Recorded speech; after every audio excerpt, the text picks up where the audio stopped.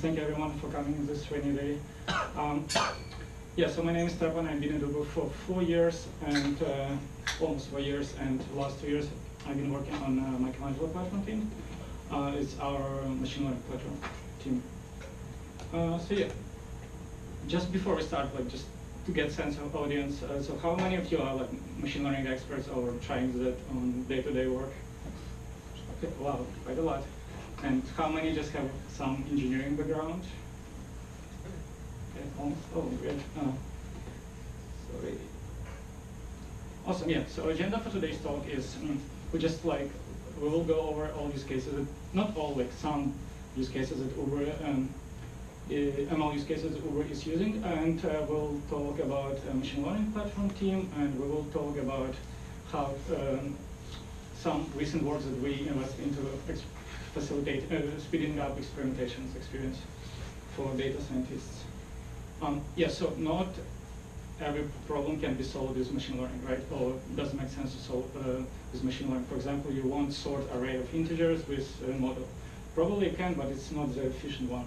So just 3 years ago, Uber didn't have that many use cases of machine learning models in production at all. But that has been changing in the last 3 to 4 years. Rapid development of all these frameworks in open source and research like really boosted production usage of models. Yeah, one case will be marketplace forecasting, right? So we have machine learning models that can predict demand and driver partner availability in different like locations in the city in different times of future. And so this system can like tell other system to make some actions for kind of like matching demand and supply.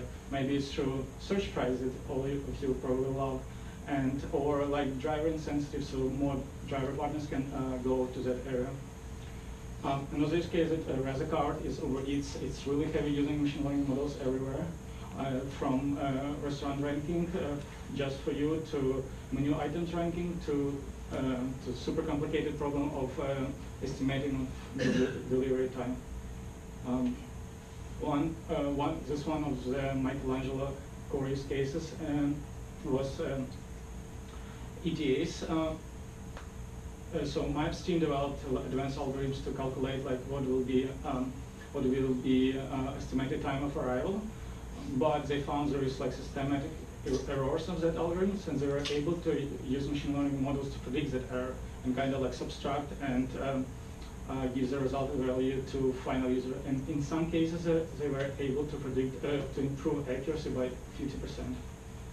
So another very recent use case with advances of deep learning and NLP is using machine learning in customer support. So we have millions of trips every day in Uber, and some of them can end up with some problems, like you might forget phone, you might forget your wallet, I don't know, something goes wrong. So you fill out a ticket, and we have huge number of support specialists like trying to resolve them as soon as possible, but with machine learning you can help them to speed it up. You can classify your issues by types, you can let them provide templates of resolution to your customer support specialists so they can improve their own efficiency. And just in general, it will improve response time for each ticket. Yeah, and it's very super complicated models. I believe we have a blog post about that from NLP team, so check it out.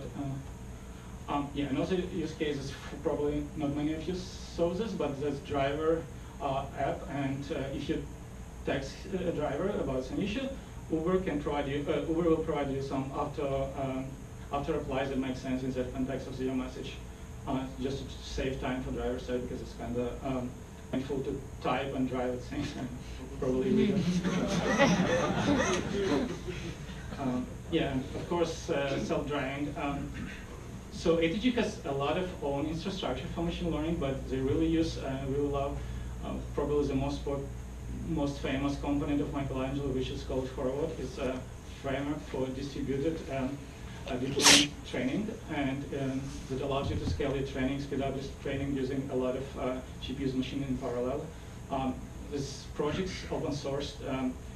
It's part of, I believe, Linux Deep Learning Foundation now, and hundreds of organizations are using it. It has integration with Keras, PyTorch, TensorFlow, and I believe it's AWS. So you can use it on cloud as well. Yeah, so 3 years ago, not that many use cases, but perspective was there. The potential of machine learning was totally clear. So the team was formed to kind of like explore what building blocks can we provide to everyone at Uber, so they can like speed up their machine learning usage. And so yeah, the goal was for the team to help engineers and data scientists to just be more efficient and deliver faster and more reliable.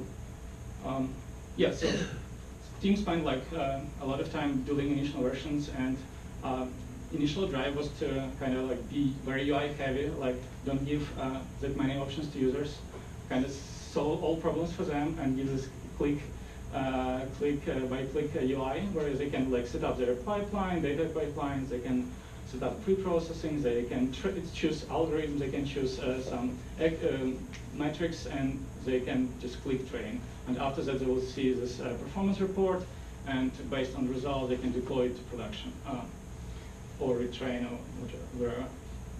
Yeah, so I will go over right now like some building components that Michelangelo has internally. Some of them are open source, some of them not. Yeah, so first one, probably the largest. Any production level machine learning system will need to have some workflows of some set of steps. Obviously, data preparation, data fetching, data pre-processing. So Michelangelo provides some really nice tools for that. So it's kind of like abstracts for you complexity of the steps. Same for training. For training, it can be distributed training for non-DL, like classical machine learning models, also for deep learning models. So also Michelangelo has components for both, as well as just single node training. Then you have like different ways to relate model. We provide like UI, we can provide metrics, we provide all visualizations that you need. And after that, we have deployments also figured out for you. So you can deploy your model as a service that's compatible with the rest of the infrastructure, or you can use it as scheduled backend jobs just to run predictions every day or every week. And yeah, once you have deployed, we also give you like simplicity on consumption side. We provide you like clear interface, APIs, and stuff like that to consume from other services. Yeah, and very important is monitoring model predictions, because models tend to degrade with time because they're training on old data, and if something changed, you probably want to see if model degrades, so we provide that monitoring to our customers. Yeah, so another big piece is feature store. That's a very common problem for machine learning pipelines. It's a very hard problem to find the right features because you might have a lot of them, and even just to prepare like this pipeline to make it feature available for online serving or for batch predictions takes time. So yeah, we created a centralized storage for good features, and also it's kind of open source internally, so that people can commit their features and reuse someone else. So that was widely efficient for us. Another, as I said, yeah, we use Spark and Scala and Java to kind of distribute classical machine learning algorithms like decision trees, GDBoost, and things like that. So anyone who will need to build machine learning training pipeline will need kind of this functionality. Yeah, as I mentioned Harvard before, it really has great metrics on performance. It scales not linearly, but close to that. Yeah, so check it out. It's you can start using it even today if you have time. Yeah, another piece of machine learning platform will be data model metadata management. In order to get a good model, you need to do a lot of interactions, right? You need to run different, maybe curate your data sets, feature sets. You need to create hyperparameters. You need to maybe change some tweaks in your algorithms, and while doing that, you might accumulate hundreds of models, right? And it's very important to keep track of them, don't lose your work, and also keep track of metadata of associated with each training. So we also take care of that. Yeah, that's what I said. Yeah, and also one big of areas that we invest a lot is visualizations work. So it's if you have raw data, it's really hard to analyze what's happening. So we invested a lot in different tools to help to figure out what features are useful, what features are not really important, like just to help to understand how model works and operates inside. That's, I guess, example for some trees. Yeah, so visualization is something that will be needed for everyone. Yeah, and deployment, of course. So every model in Michelangelo can be converted to jar file. So we can dynamically upload this file to this hosts and dynamically load, so it can be available for serving with just a few clicks from UI. Yeah, and we provided prediction service that is doing great that. We define a clear interface, so each model has a clear interface how to communicate with that through production services. And we built monitoring, alerting, logging, and all stuff that needed for any production-ready service. What else here? Yeah, that should be enough. Yeah, I covered this before. Beyond just classic, basic service monitoring, like SLAs, like latency, and what QK right now, you want to see for model-specific data metrics, like does model degrade or not. And that's how Michelangelo is structured. Basically, we don't build models for people. We're trying to help other teams to build either solutions just for them, or build platforms that solves like big chunks of problems, like ETAs, right? It's used for both eats and for rider business. Yeah, and marketplace can be used for freight as well, for eats and for rider. We're trying to closely work with different research groups like Uber AI team, so they can guide us like what's the new stuff we need to add. So it's very just to make sure we're doing the right thing. Okay, so yeah, Michelangelo was built like in the last 3 years and has become very popular among engineers and data scientists. But there is always but. It restricts you, right?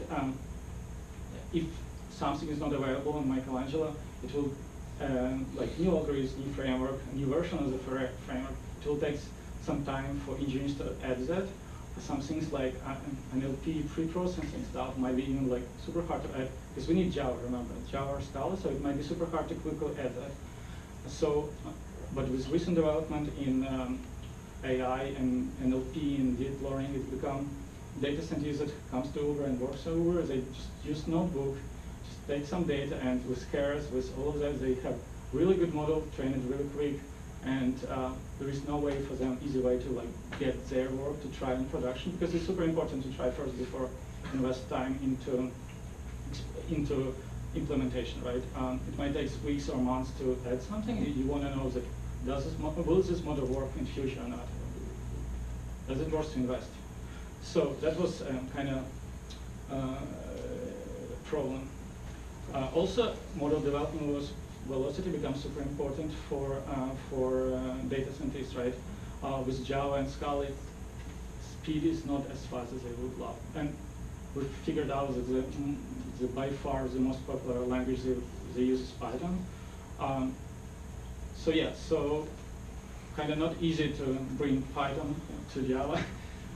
So that's become a problem. That's we started solving in last year, and we come up with a project called PyML that helps to cross this chasm for users. So the idea is, the ambition was like, okay, you have your model trained locally, results are promising. What can we do to quickly enable you to try it in production? Maybe send some shadow traffic to your model, or send maybe just 5%. Maybe it's not as efficient as it could be with Java or Scala, but even with Python, you still can get decent results. Yeah, so we started working on this project, and we were able to finish it, and I will go over the next couple of minutes. I'll go over how it works and what we achieved. Yeah, so that's what basically said. It's a bridge between two islands, and hopefully it won't collapse. Yeah, so on one side, PyML allows you to bring any model from anywhere. It can rely on any dependencies that you love. but at cost of efficiency, right? Michelangelo, on the other side, it takes care of end-to-end workflows for you in few clicks, but it has a limited set of algorithms that you can use and set of data transformations that you can use. And one good thing, if you prove with PyML that your model worth investing, you can always allocate engineering time and efforts to bring it to Java world and use all efficiency of classical Michelangelo. Okay, so PyML consists of three big parts. First of all, we worked on model packaging stuff, right? How we can define interfaces and just practices on how you package your stuff, right, locally, and in such a way that it can be reused later in production systems. And once you've done that, we open two ways to consume your model. One is for online batch prediction, so you can evaluate your model on large data sets on our compute cluster instead of your local computer, and also for online serving, so you can deploy your model as a service with Michelangelo. Yeah, so usage. We really wanted to make this tool as simple as possible, so data scientists don't need to kind of like do heavy training on this. So the goal was like make it as simple as possible. So hopefully we choose it. So to install, once you have a training model, you can just install PyML. It won't work, don't try. It's internal package. I didn't change slides. Anyway, step 2, we will ask you to provide like very simple model by glue code, which tells us how to load your serialized model and shows us how to run actual predictions. And step 3, you will need to define your environment. And that was the biggest selling point of PyML, was like, okay, you can pick any packages you want. You can pick even Debian, some packages.txt, you can provide even Debian packages if you need some specific libraries. And if it's not not enough, you can set up in stub.sh, you can add any custom steps, maybe you want to download source code, you want to compile that. So all of that is possible. And we will use that to prepare a kind of isolated environment for you. And after that, you can deploy and upload, batch predict, and deploy as an online service. So glue code looks like that. You just init predict. PyML provides two basic models. One is called data frame, another one is called tensor model. So data frame expects you to. So you see, predict it's Python, right? And it can be anything, but we enforce pandas data frames as input and pandas data frame as output. And same for tensor model, we enforce NumPy array as input and NumPy array as output. Why we did that? We talked with data scientists that don't really want to write proto files or thread files or even JSON like definitions. And we decided, okay, we will take care of that for you. And so we do all of that. We still need serialization in order to do like cross RPC calls. So we kind of hidden that from data scientists. That's how environment setup looks like. You can use Spice, you can provide pandas, different versions if you like. And yes, that's how you init and upload your model. So basically, you import PyML model, you point it to the folder with environmental setup and your glue code and your model, serialized model, and we will package all of that and upload to our backend and prepare Docker image. So so how we package that? We're using Docker, so basically from all your environment setup, we prepare a Docker file, and then we execute the Docker file, and we build a Docker image that can be used across the world. That's how, basically probably is the best way for us to completely isolate environments. Because we might run, one of our prediction hosts might run many models with totally different environment stuff. And batch predict. So as you saw from before, we have a lot of clean data, and we invest a lot of data quality, and just data platform is really good. And so people can just write a query with all their features and provide model IDs that they received from before, and put destination table, and we will spin up a PySpark job, distributed PySpark job on our compute cluster. So you can just evaluate and run evaluation on the model. it can help it's like can speed up process 10x compared to what you can do on your local. And sometimes it's just impossible to fit everything in local. Like trip data, we have billions of trips, so it's hard. Yeah, and that was the goal of the project, kind of make it super easy to deploy a model. And that's API, yeah, hopefully simple enough.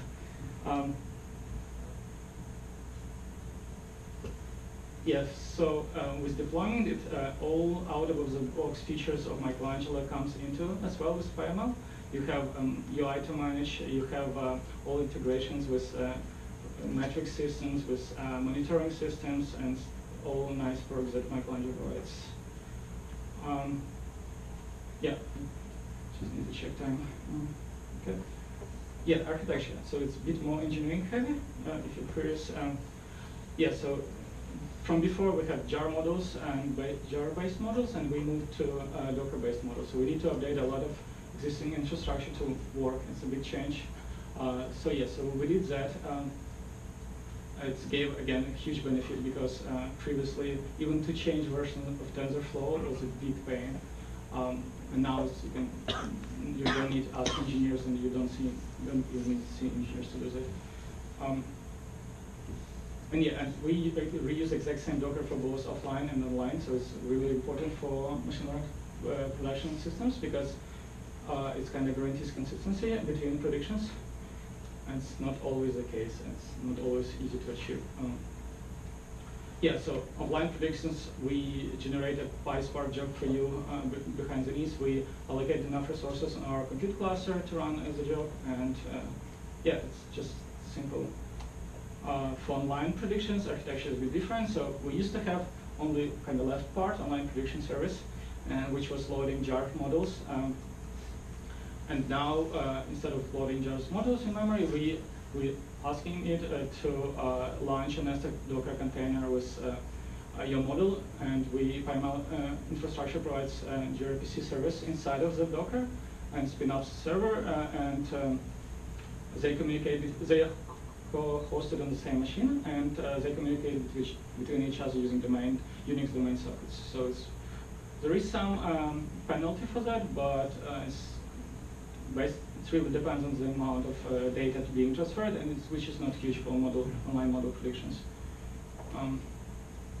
Yeah, so we're basically the biggest achievement of PyML was saving a lot of time for data scientists.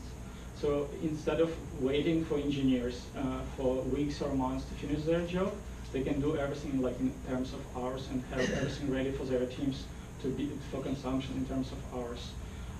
But with kind of the superpower comes a lot of other types of problems. One of them is reproducibility. For example, genius data scientists come up with a great model and was able to productionalize it, and then he left, I don't know, maybe changed team or company, and it's become a black magic box now. So we want to kind of invest more time into solving this problem, make sure we know exactly what's happening, how the model is prepared, so we can retrain it in future. It's in general a big problem in the machine learning community, and yeah, but some techniques to do that, but especially for transfer learning, right? You keep transferring models, and you might just lose this lineage, and yeah. And another part is, okay, actually I have this model, it works really nice, but it's Python, right? At the end of the day, it's still Python, and it's more expensive than Java, and in large cases, it might be an issue, right? You have like trip-level QPS, it might be an issue. So there's not always easy way to transfer that to Java workload, right? If you use Spicy, how to get that in Java? So that's the question that we're also going to know as next. So that's just pieces moving for PyML. Michelangelo as a whole has also big stories. Probably you can, yeah, we cover them in our blog post about scaling Michelangelo. So yeah, I want to focus it here. Yeah, that's a team. Luke is also sitting here, so feel free to ask it, to catch us and talk. Yeah, blog posts kind of covering all these topics today. Yeah, that's it for me. Thank you.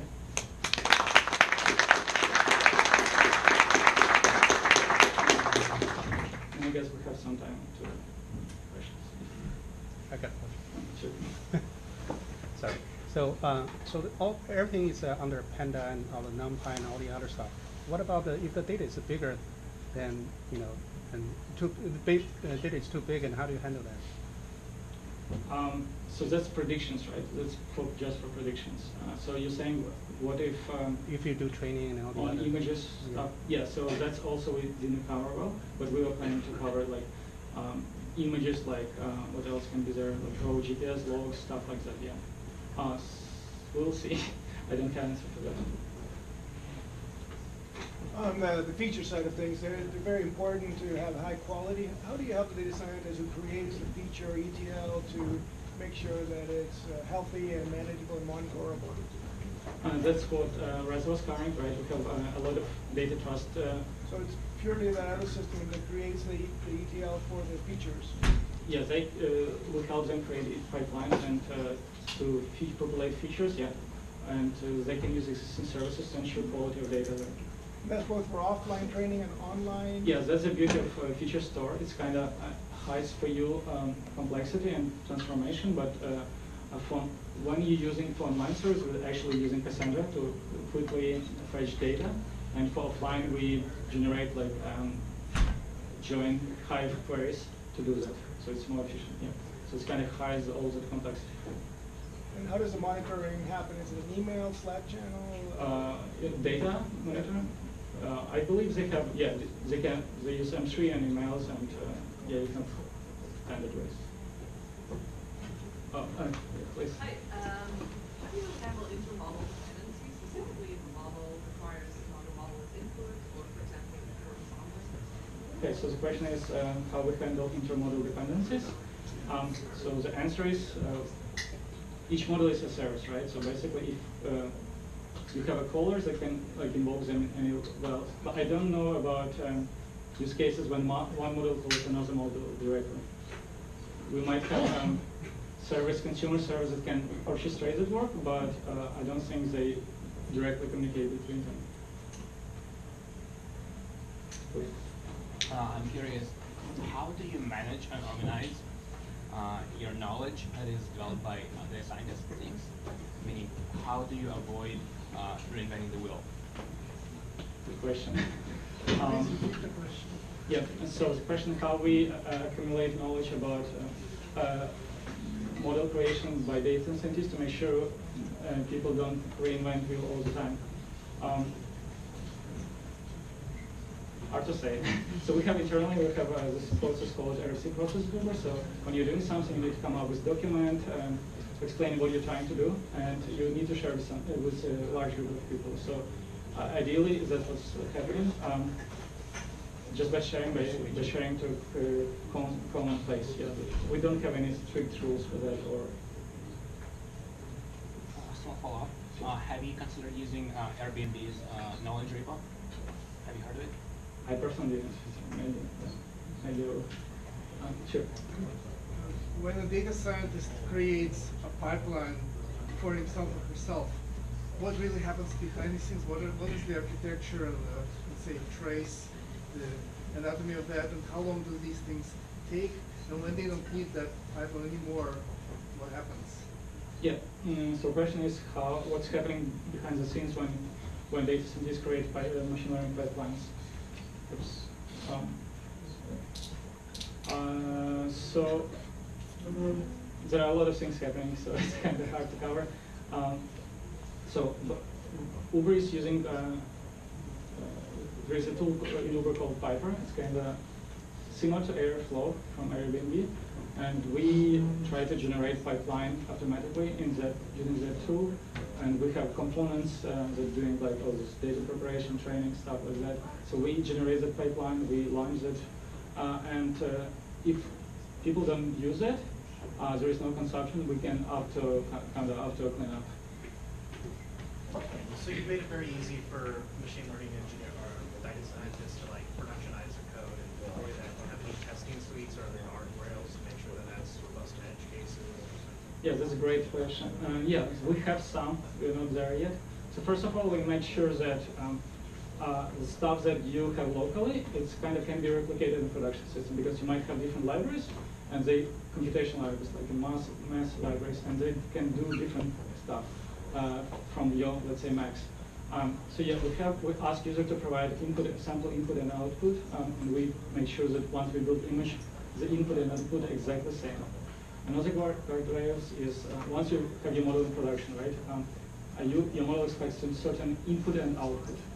That might change with time, right? And this change can break your consumer. So we make sure that we store schemas, we store input and output schemas, and we enforce compatibility between them. So that's another guardrail. Yeah, that's what I can say. Do you have any plans for experimentation, online experimentation, after deployment? Can you elaborate? For example, you have an offline data set, which you hopefully assume that it will represent your true data distribution, and you train your machine learning model with this model. Then you put in the deployment, and real data comes, and you still have to make sure that it's working very well. Yeah, that's great. That's what we were calling prediction monitoring. So the question is, how can we? I'm not sure how we can respect. For example, you're recommending restaurant menu items, for example. How do you make sure that it's working for people and people are really clicking those? Right. So question is how we can make sure the models are working properly with recent output inputs and outputs. So in order to do that, you need to have ground truth at some point, right? And it's not in all cases that's possible. For example, it's easy to do with ETAs, right? When you suggested one ETAs, and in like once the chip is done, you can get actual ETAs, you can compare results, and you see, oh, model is doing well or model is not doing well. For things like ranking, it's a bit harder. Yeah, so it depends on use case, and we need to work with customer closers to define this ground truth. If it's available really fast from really quick from after predictions, we can optimize the process. We can join with predictions with actual results and build these charts. There's also an A/B test separate from my point. Yeah, But it's separate. Yeah. Okay. Oh, yeah. So before rolling out a large scale, we have internal platform called XP experimentation, and you can always enable your service, your model, to some small percentage of users and compare results like with others. Yeah. So Last question. As a follow-up on that, so there's a recent Google paper called Item Suggest, and one of the core contractual agreement with this, they have similar ranking prediction framework, is that you must give feedback to the model. yeah. That's not Right. Let's give a big applause to those people.